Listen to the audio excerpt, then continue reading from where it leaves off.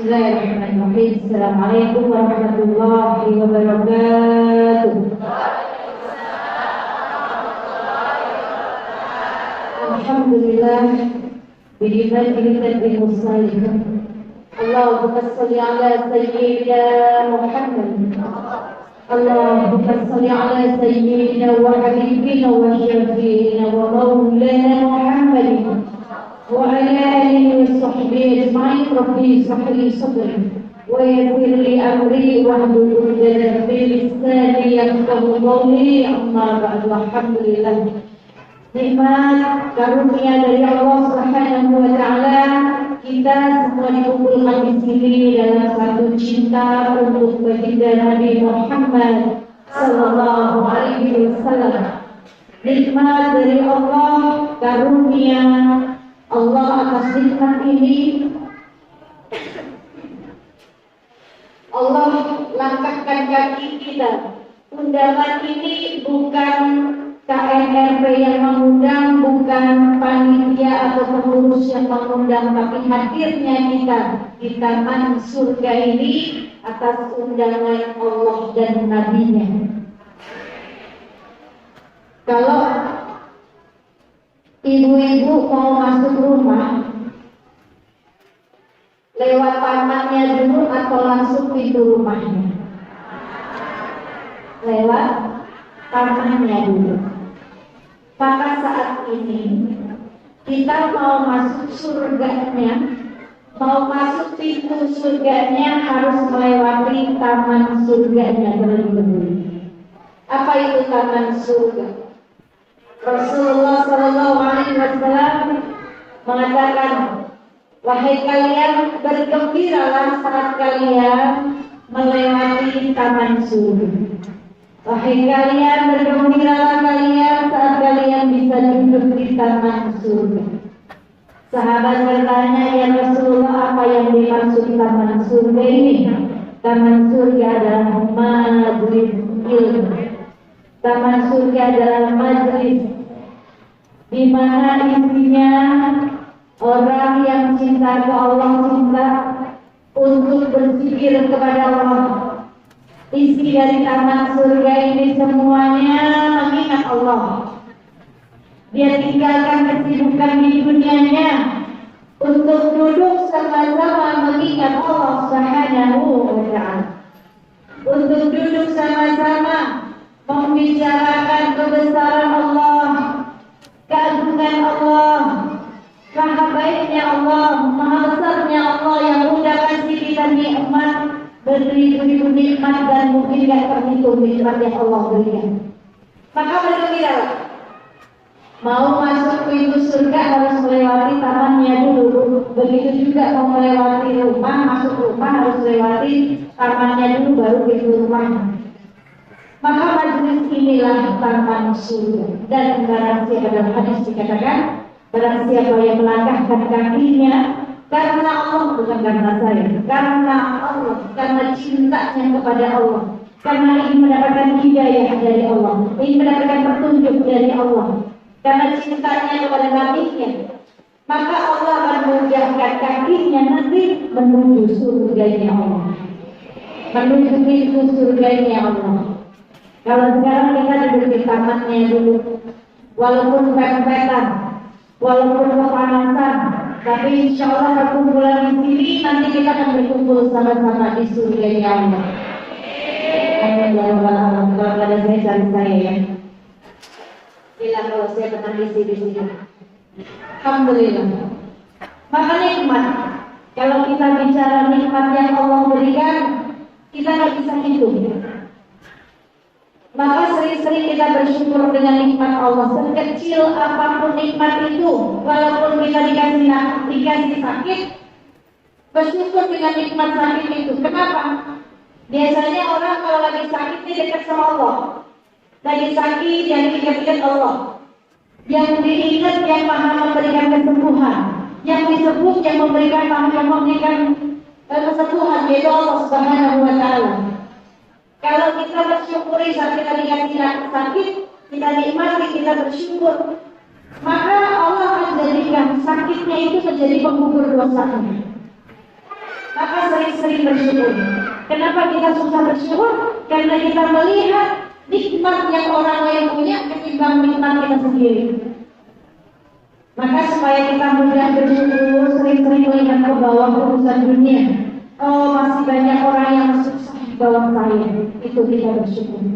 Maka Allah akan tambahkan nikmatnya la in syakartum wa azidannakum wa la in kafartum inna adzabi lasyadid. Nikmatnya ditambahin lagi oleh Allah Subhanahu wa taala. Kita lihat kalau kita kufur, Allah akan berikan azab-azab yang sangat pedih buat kita. Maka syukuri apapun yang diberikan oleh Allah kepada kita. Lihat di surat Ar-Rahman. Ini adalah kita semuanya surat Ar-Rahman. Gak hafal belum surat Ar-Rahman? Surat Ar-Rahman di ayat yang ke-13.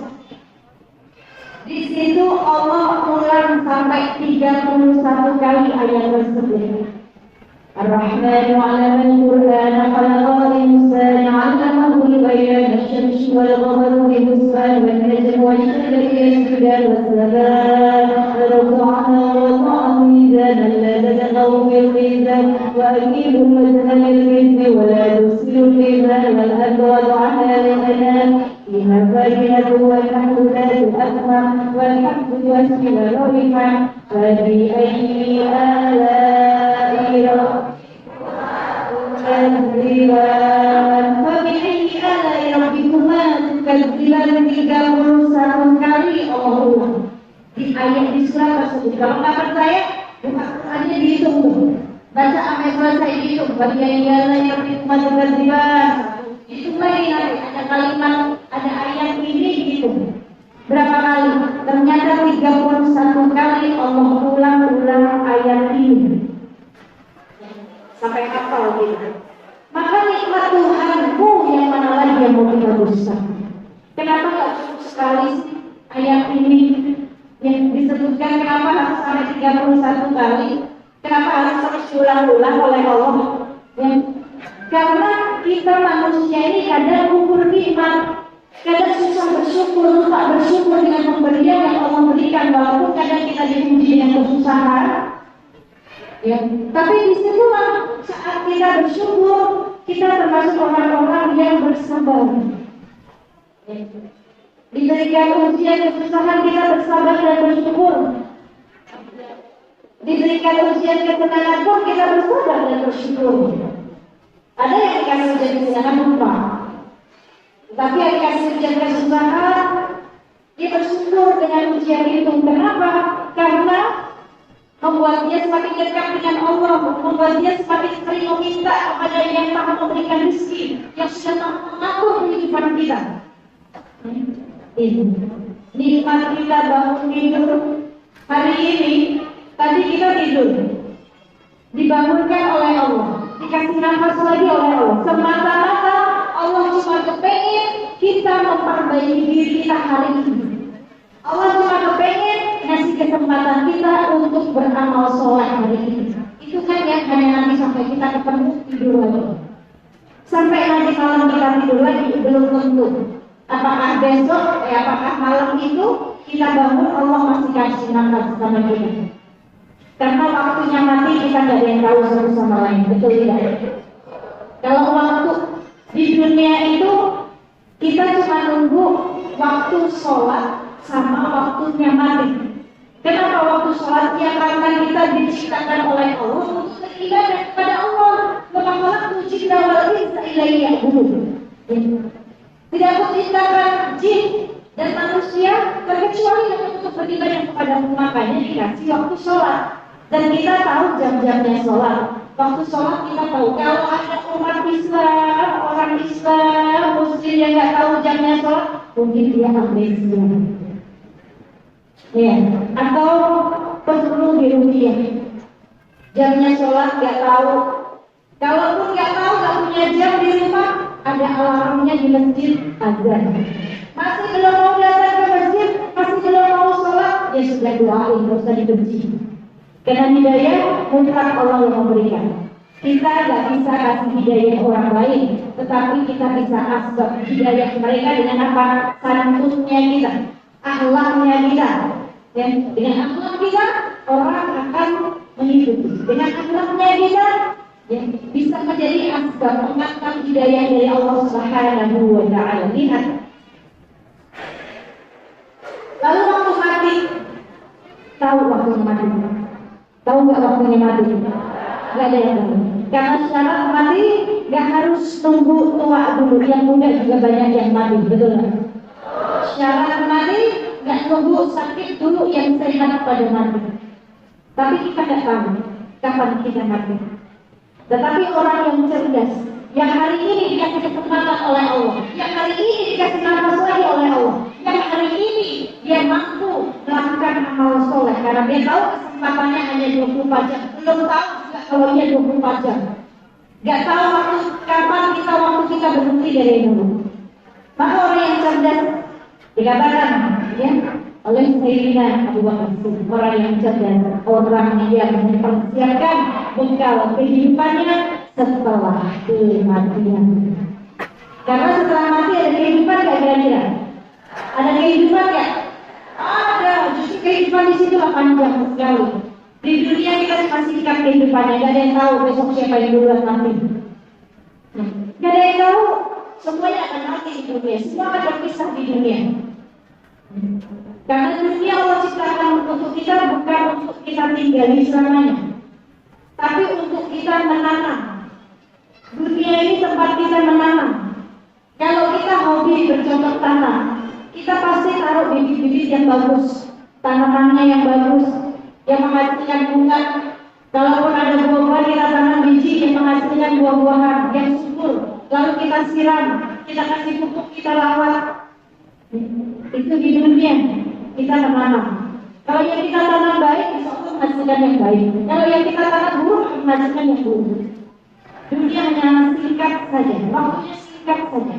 Maka setiap waktu yang sekarang Allah kasih ke kita, jadikan untuk waktu kita beramal soleh. Karena setiap amal soleh akan ada batas waktu. Kalau waktu kita sudah habis, kita tidak akan bisa beramal soleh kembali. Dunia sekarang nyata, akhirat cerita. Ya, mau pakai jilbabnya nanti aja deh. Saya masih muda, takut gak laku, takut gak diterima pekerjaan di perusahaan, nanti aja. Kalau udah diterima di perusahaan, udah dapat gaji yang gede, baru saya pakai jilbab. Terus ada yang lama, setelah itu baru saya pakai jilbab. Itunya cita-cita yang cita-citain tadi belum kesampaian, udah mati. Nauzubillahin. Maka kita tidak tahu waktunya kita. Maka jadikan setiap waktu untuk beramal soleh, karena kita nggak bisa mengulang waktu yang kemarin kita tinggalkan. Kemarin kita nggak baca Quran, seharian kita lupa nggak baca Quran, seharian kita lupa nggak buka Quran kita, seharian kita lupa nggak zikir, seharian kita nggak lupa bersolawat. Hari ini Allah kasih nafas ke kita, hari ini Allah bangunkan kita di sini. Oh iya, kemarin saya nggak baca Quran, hari ini dikasih kesempatan sama Allah buka Qurannya. Setiap waktu jadikan amal soleh. Karena kalau besok kita ternyata nggak umur panjang, kita udah nggak bisa lagi membaca Quran. Dunia ini nyata, akhirat hanya cerita. Hari ini akhirat cuma jadi cerita. Dunia nyata karena kita masih tinggal di dunia. Tapi nanti kalau kita sudah mati, disitulah akhirat nyata. Dunia jadi bahan cerita. Oh, coba waktu kemarin saya tinggal di dunia ya, saya rajin sholat saya. Coba kemarin waktu saya masih di dunia, saya buka Quran saya baca Quran saya. Coba waktu saya masih di dunia, saya habiskan uang saya buat sedekah. Karena ternyata ini yang membuat kubur saya bercahaya. Karena ternyata ini yang membuat kubur saya lapang. Baru tuh akhirat nyata, dunia cuma jadi bahan cerita. Betul kan? Maka sudah menyesal tidak ada manfaatnya. Mereka yang mendahului kita di dalam kubur, saat ini mereka merasakan itu, dan mereka minta dikasih kesempatan sama Allah. Tapi nggak mungkin. Ya Allah, minta kesempatan satu hari aja boleh nggak? Saya mau sholat, nggak bisa. Tinggal anak keturunannya, tinggal istrinya. Sering menghadiahkan nggak? Hadiah itu kepada suaminya yang sudah meninggal. Bacaan Qurannya, sedekahnya, ilmunya. Seorang istri yang mati duluan, anaknya, suaminya yang mungkin itu enggak. Karena orang yang sudah meninggal putus amalan yang sudah bisa ibadah lagi. Tinggal kita nih yang masih hidup selalu mengirimkan hadiah-hadiah buat mereka. Maka saat ini kita dikasih kesempatan oleh Allah, ya manfaatkan dengan sebaik-baiknya insya Allah. Semoga kita menjadi orang-orang yang tidak lalai dengan waktu kita. Alhamdulillah, salawat dan salam untuk manusia mulia, manusia agung, manusia yang sempurna akhlaknya. Kekasih Allah baginda Nabi besar Muhammad sallallahu alaihi wasallam. Kita membicarakan cahaya. Saat ini kita memperingati kelahirannya. Dalam setiap tahun pasti yang kita tunggu-tunggu selain bulan Ramadan adalah Maulid Nabi. Apa itu? Kelahiran baginda Nabi Muhammad sallallahu alaihi wasallam. Ya, lahirnya membawa cahaya, cahaya menembus ke langit. Lahirnya menerbangkan dunia, lahirnya mengguncangkan manusia. Lahirnya membuat semua orang bahagia, termasuk Abu Jahal. Begitu bencinya Abu Jahal, tetapi setiap dengan kelahirannya Rasulullah, Allah bebaskan hukuman-hukumannya Abu Jahal. Kenapa? Karena ada sisi kebaikannya Abu Jahal. Apa itu kebaikannya? Ya, setiap kelahirannya Rasulullah, Abu Jahal ini memotong kambing. Maka di situ sisi kebaikannya. Hingga Allah membebaskan Abu Jahal di setiap hari kelahiran Rasulullah Sallallahu Alaihi Wasallam. Lalu kenapa kita tidak bergembira? Pertanyaannya itu, ya, bukan merayakan dengan goyah-goyah, tidak. Ya, kalau seorang Abu Jahal saja, ya, seorang Abu Jahal saja yang membenci Rasulullah, seorang Abu Jahal saja yang musuhnya Rasulullah, beliau masih menghormati, masih bergembira dengan kelahiran sang Nabi. Beliau memotong kambing. Hingga sisi baiknya ini, setiap kelahiran Rasul, Allah meringankan, memberhentikan siksaan Abu Jahal. Kalau beliau Abu Jahal seorang pembenci Nabi, kita benci Nabi atau tidak setannya? Kenapa tidak senang dengan kelahirannya? Kalau kita menanyakan kenapa harus merayakan Maulid, berarti sama saja pertanyaan itu, kenapa kita harus merayakan senang dengan kelahiran Nabi? Ini pertanyaan. Kita tidak merayakan dengan pura-pura. Kita tidak merayakan dengan maksiat, tapi kita jujur merayakan dengan tawadhu, duduk di majlis. Kita membicarakan sosok yang agung, sosok yang sudah mengangkat derajat seorang wanita. Kalau di luar sana banyak sekali yang mendebat tentang Maulid, peringatan.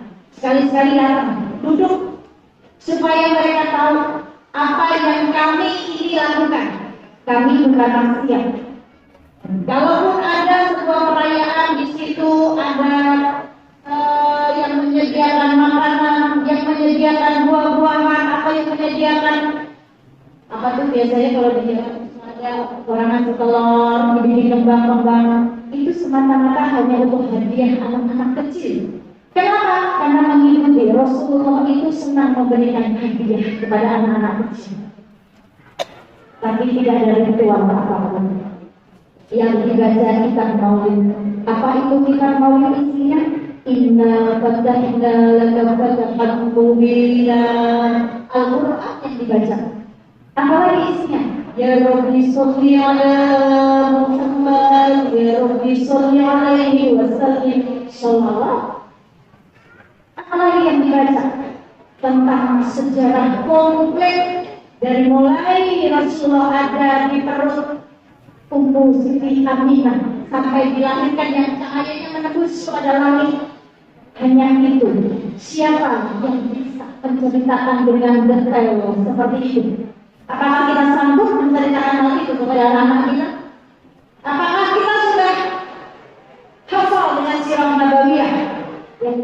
Sanadnya Rasulullah, nasabnya Rasulullah siapa saja? Apakah kita sudah hafal? Pertanyaannya, jangan kita hanya meributkan yang ini nggak boleh memperingati Maulid, yang ini memperingati Maulid, nggak usah diributin itu. Yang harus kamu pikirkan kalau memang kamu cinta dengan nabimu, bukan hanya sebatas sholawat.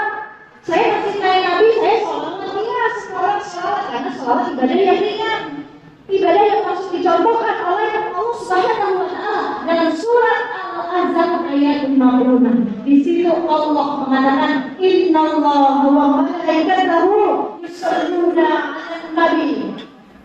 Sesungguhnya Allah dan para malaikat bersolawat kepada Nabi. Ini solawat ibadah yang ringan, semuanya bisa bersolawat.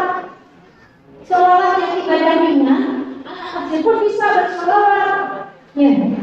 Kalau kita cuma mencintai Nabi bukan hanya solawat, bu kalah sama para waliullah. Solawat ibu sehari berapa? Hitungannya 10, 12 kali, 50 kali, paling banyak 100.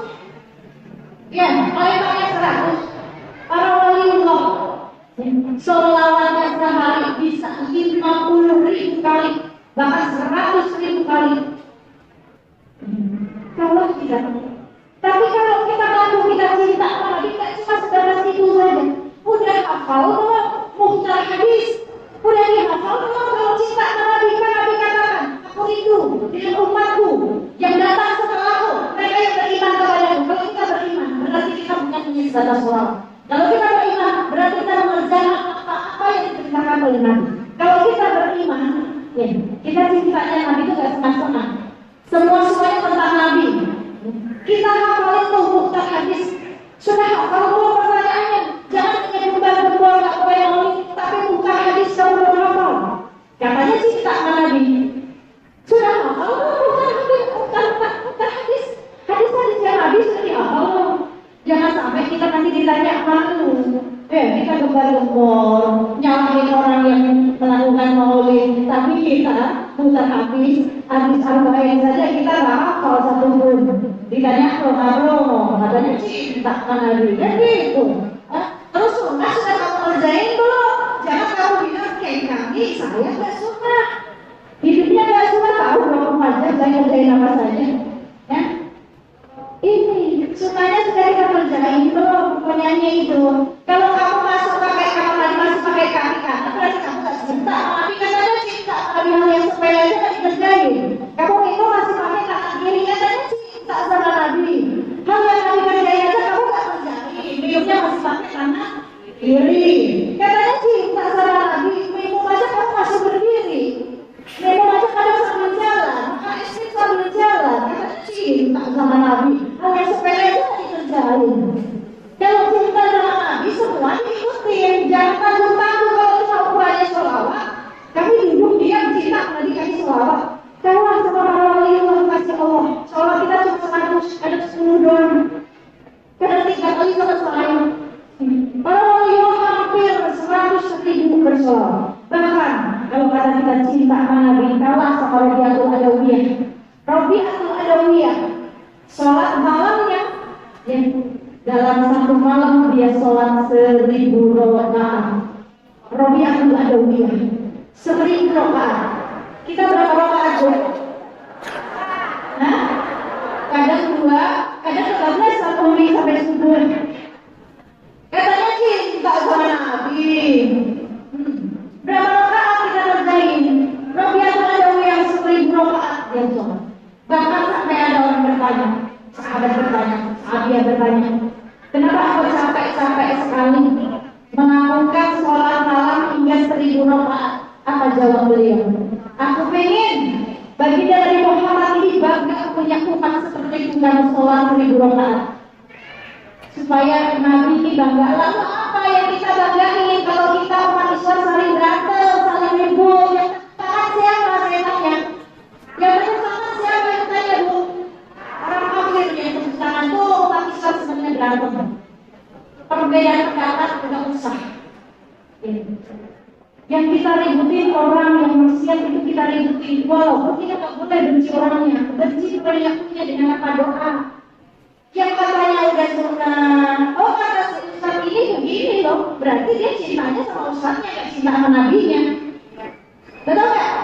Kalau cinta sama nabinya, ya semuanya tentang nabi, bahkan masuk kamar mandi pun kita harus bawa nabi. Maksudnya gimana kok di kamar mandi kita bawa nabi? Kok di kamar mandi kita harus ingat nabi? Nabi kita masuk kamar mandi pakai kaki kiri. Saat kita masuk kamar mandi pakai kaki kanan, oh di situ berarti kita nggak ingat sama nabi. Nabi pakai kaki kiri. Para ulama yang takut bu masuk kamar mandi saat dia masuk kamar mandi pakai kaki kanan, dia langsung dia ulang. Dia masuk kamar mandi harus pakai kaki kiri. Oh Nabi ajarnya di kamar mandi menyediakan pakai sendal. Di kamar mandi sediain pakai sendal. Nah yang ini ente kan tahu apa katanya? Jangan hanya ngikutin nulis tapi ente katanya nggak tahu. Di kamar mandinya di hammamnya nggak ada sandal. Hal yang kecil gini bu, ini sunnah katanya cinta sama Nabi. Sediain. Kita sekarang udah tahu nih kamar mandi sediain sendal. Bukan semata-mata buat kepleset enggak. Supaya setan nggak ingat kita keberadaan kita di situ. Perempuan nih, kalau masuk kamar mandi kita mau buang najis di situ, kita disuruh pakai penutup kepala kita, rambut kita. Mau sampai kali beli pakai anduk atau apapun yang seperti kita tutup nih. Jangan sampai telanjang banget nih. Udah tahu belum kayak gini? Jangan ikutin hal yang sudah berbeda pendapat. Kalau ulama juga kerjain, tapi hal-hal yang kecil begini ente kan tahu ingatannya cinta sama Nabi. Kerjain hal yang simpel seperti ini. Ya, Nabi ajaknya di kamar mandi seperti apa? Kasih contoh, ikutin. Saya punya kitab, satu kitab ini isinya 24 jam sunnah bersama Nabi. Jadi kalau kalian mengatakan saya ini ya sunnah, sama saya ada kitab peninggalan almarhum 24 jam bersama sunnah dan kitab, tapi supaya kalian tahu tadinya mau sendiri cuma ini kayaknya kesel banget nih katanya cinta kebaluan cinta sama Nabi. Nabi masih merendahkan orang, menilai ibadah orang. Banyak sekarang bu di zaman sekarang banyak panitia yang mau masuk surga. Yang jadi panitia masuk surga bu, banyak orang yang jadi panitia masuk surga. Kalau kita benar cinta sama Nabi, semua tentang Nabi, pikir kita tentang Nabi. Gimana coba? Nabi saja pikirnya tentang kita bu. Diamnya Nabi mikirin kita, nangisnya Nabi buat kita, laparnya Nabi buat mikirin kita, tidurnya Nabi masih mikirin kita, hartanya Nabi dihabiskan untuk kita, waktunya Nabi buat keluarga dihabiskan untuk umatnya. Nabi hanya pengen umatnya ini beriman dan selamat. Cuma itu. Bahkan sakaratul mautnya Nabi, Nabi kepengen kita nih gak ngerasain sakit kematian yang Nabi rasain. Hingga Nabi pernah mengatakan saat dicabut nyawanya, ya malaikat sungguh sakit sekali rasa sakaratul maut ini. Aku meminta jangan kau timpakan sakit kematian ini kepada umatku. Jangan sampai umatku merasakan sakit kematian. Mana mungkin siapa kita? Kita manusia berdosa. Kita semua di sini termasuk saya. Cuma punya dosa. Cuma punya dosa dan dosa yang tidak dikatakan oleh Allah. Kalau Nabi kekasih Allah dijamin masuk surga, sifatnya sidik, amanah, amanah. Kalau kita belum dapat jaminan surga bu. Jadi jangan merendahkan orang lain dengan amalan orang lain, menghina orang lain sesat. Di situ justru kalian yang sedang berbuat dosa terlebih dahulu dengan apa? Prasangka buruknya kalian. Jangan kita merendahkan orang lain, apalagi menilai ibadah orang lain. Kita semua ini cuma punya dosa dan amal. Kira-kira banyakan dosanya, banyakan amalnya. Apalagi saya, dikasih ciuman yang aroma yang mengeluarkan aroma dosa tuh. Udah nggak ada yang dekat satu sama lain. Kursi nggak mau diduduki oleh saya. Tapi dosa kita ini satu sama lain nggak tampak. Kecium juga enggak, Bu. Ya. Saya membayangin kalau Allah angkatkan. Bahkan Allah kasih aroma. Di saat mulut saya merendahkan orang lain. Di saat mulut saya menggibahi orang lain. Di saat mulut saya mencaci maki orang lain. Lalu Allah kasih mengeluarkan aroma yang sangat busuk. Kebayang nggak satu sama lain nggak mau dekat-dekatan. Semuanya saling sembunyi, menundukkan pandangannya karena melihat dosa satu sama lain. Tapi dosa kita nggak tampak. Tapi kenapa kita kasih sibuk dengan urusan menilai ibadah orang lain? Saat itu kita merasa kita paling punya amal. Saat itu kita merasa kita paling sunnah. Saat itulah kesombongan ada dalam diri kita. Ingat, Allah merahasiakan 4 hal dalam kehidupan kita. Yang pertama, Allah merahasiakan ridhonya atas amal yang dilakukan oleh hamba-Nya. Barangkali saat kita beramal, tapi membuat amalan itu menjadikan diri kita sombong. Kita ngerjain sunnah nih, tapi kita merasa paling sunnah, kita merasa paling benar, paling baik. Di situ sombong. Ingat, Allah merahasiakannya dan kita yang Allah merahasiakan ridhonya atas amal yang dilakukan oleh hamba-Nya. Jangan sampai di situ nggak ada ridhonya Allah. Ya. Dan yang kedua, Allah merahasiakan murkanya atas maksiat yang dilakukan oleh hamba-Nya. Hati-hati, jangan-jangan dengan lisan kalian seperti itu merendahkan orang, menilai orang lain, ibadah orang lain, amal ibadah orang lain. Di situ ada murkanya Allah. Kenapa? Saat itu kalian sedang memakai jubah kesombongan, merasa diri paling benar, merasa diri paling baik. Jadi orang baik harus, tapi kalau merasa lebih baik dari orang lain, ini yang bahaya. Ya, jadi orang baik harus, wajib kita berbuat baik, wajib kita jadi baik. Tapi jangan merasa lebih baik dari orang lain, jangan merendahkan orang lain, jangan menilai orang lain. Lalu yang ketiga, Allah merahasiakan wali-waliullahnya di muka bumi ini. Ya.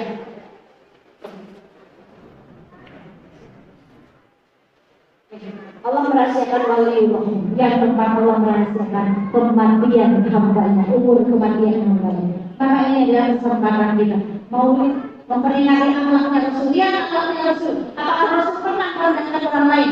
Apakah Rasul pernah membenci orang yang membencinya? Pernah nggak kira-kira?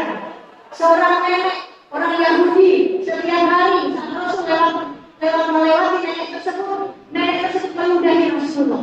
Setiap Rasul lewat, nenek tersebut meludahi Rasulullah. Setiap Rasul lewat, nenek tersebut meludahi Rasulullah. Apakah Rasulullah marah? Suatu ketika saat Rasulullah lewat tersebut, si nenek itu sudah nggak ada. Rasulullah kehilangan, sedih. Maka mencari tahu kemana nenek tersebut. Jika akhirnya Rasulullah datang ke rumah nenek tersebut, Rasulullah tengokin. Oh, ternyata nenek tersebut sedang sakit parah dan gak ada yang peduli, gak ada yang nengok. Tetapi Rasulullah yang akhlaknya tidak pernah membenci siapapun kepada orang yang membencinya. Rasul hadir, datang, peduli, mendoakan, bawa makanan. Kalau kita ibu lewat tiba-tiba dia diludahin, besok lewat itu diludahi lagi, besok lewat itu diludahi lagi, tiba-tiba lewat itu orang yang diludahi dan ibu gimana? Senang. Alhamdulillah, udah senang disyukuri. Jangan-jangan dia mati lagi.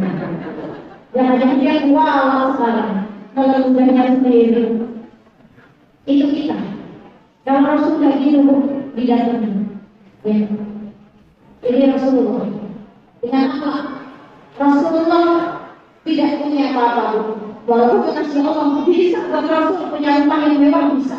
Kasih Allah tinggal minta sama Allah. Bisa buat Rasul makan makanan yang enak. Semua dimakan bisa buat Rasulullah, kasih Allah tinggal minta sama Allah. Bisa buat Rasul tidur di kasur terbuat dari emas, bisa kasih Allah tinggal minta sama Allah. Tetapi Rasul bukan itu. Rasul tidur pun di atas pelepah kurma.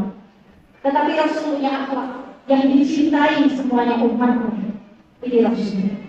Bahkan akhlaknya Rasul, cintanya Rasul kepada kita, yang menghabiskan waktunya buat kita di yaumil mahsyar. Ingat, di yaumil mahsyar nanti kita dibangkitkan dalam keadaan telanjang, gak seperti ini, menutupi pakaian kita, badan kita, gak seperti ini. Kita semua dibangkitkan dalam keadaan telanjang satu sama lain.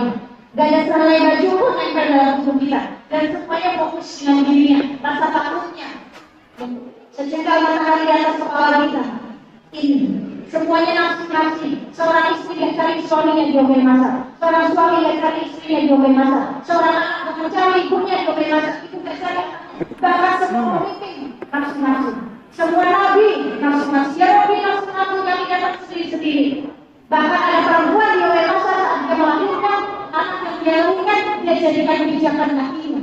Udah gak peduli. Tetapi di situ kita punya Nabi Rasulullah SAW. Di situ di saat semuanya sendiri-sendiri, Rasul sujud lama dalam sujudnya menangis memohon untuk kita. Ya Allah, ampuni dosa umatku, ampuni hilang umatku ya Allah. Tolong umatku hari ini ya Allah. Kasihan mereka, ampuni ini. Yang dilakukan oleh Rasulullah. Bahkan Rasul nanti saat disinggasananya Allah, semua Nabi sudah menduduki kursinya masing-masing yang disediakan oleh Allah. Rasulullah belum mau duduk di kursinya sebelum melihat umatnya yang selamat. Kemana Rasul? Rasul nyelamatin kita di mizan, Rasul nyelamatin kita di sirat. Ini Rasulullah untuk ini, seorang cahaya. Terakhir, kenapa Rasulullah cahaya? Ummu Aisyah radhiyallahu anha suatu ketika di malam hari pernah menjahit baju Rasulullah SAW. Hanya diterangi dengan lilin saja. Tiba-tiba lilinnya tertiup angin mati. Dan jarum beliau jatuh. Beliau tidak bisa menemukan jarumnya sampai 2 kali diulang. Tiba-tiba dalam tirai terlihat cahaya. Ada cahaya masuk. Lalu cahaya itu semakin mendekat, semakin mendekat, semakin mendekat, dan semakin mendekat hingga ruangan itu terang kembali. Ternyata siapa yang mendengar itu? Rasulullah SAW. Rasulullah masuk ke rumah Ummu Aisyah dan menjadi rumah itu menjadi terang. Ya Ummu Aisyah mengatakan, ya Rasulullah, sungguh engkau penerang bagi kami ya Rasulullah. Rumah-rumah umat ini tidak membutuhkan lagi penerang selain penerang darimu ya Rasul. Tapi apa kata Rasul? Ya, tetapi nanti akan ada umatku, orang-orang yang tidak bisa melihat cahayamu. Maka Ummu Aisyah mengatakan, ya Rasulullah, bagaimana mungkin cahayamu ini terang sekali? Bagaimana ada umatku yang tidak bisa melihat cahayamu? Siapa mereka? Ya, mereka orang-orang yang merugi. Siapa mereka? Siapa mereka? Mereka nanti orang-orang yang pelit. Siapa orang yang pelit? Orang yang bukan, yang tidak pernah menyedekahkan hartanya, bukan. Tetapi orang yang pelit yang disebutkan Rasulullah di sini, saat disebutkan namaku, dia tidak menjawab salamku. Allahumma sholli ala sayyidina Muhammad. Ini jawab salam. Ya, kalau ada terucap nama baginda Nabi, kita langsung refleks jawab salam. Allahumma sholli alaihi terus. Jangan dalam hati, ini kelihatan hatinya. Emang bisa dilihat, cinta itu harus diungkapkan, cinta itu harus aktif. Yang harus aktif, kejar apa? Kejar cintanya, cinta Nabi, cinta Allah, dan cinta yang lain. Kenapa? Jangan sampai kita menjadi orang-orang yang salah mencintai. Jangan sampai kita menjadi orang-orang yang fasik, yang tidak mendapatkan petunjuk dari Allah. Surat At-Taubah ayat 24, Allah katakan di situ, di saat bapak-bapak kita, istrimu, anakmu, hartamu, suamimu, saudaramu, dan perniagaan yang engkau takut kerugiannya lebih kalian cintai ketika Allah dan Rasulnya, maka tunggu peringatan-peringatan dari Allah, dan Allah tidak akan memberikan petunjuk kepada orang-orang yang fasik. Maka sebaik-baik cinta hanya cinta Allah dan Rasulnya. Sebaik-baik hati yang mengimani Allah dan Rasulnya. Dan belum sempurna iman seseorang sebelum lurus imannya untuk mencintai Allah dan Rasulnya. Ya, satu lagi. Kalau kita mengatakan kita cinta kepada Nabi, kita ikuti mereka, kepoin kehidupan mereka, kepoin kehidupan Nabi. Kepo boleh nggak? Kepo boleh nggak? Saya tahu. Kepo itu apa sih? Nah, kepengen tahu. Boleh nggak kira-kira kepengen tahu? Boleh, asal yang kita kepo ini sesuatu yang baik. Jangan kepo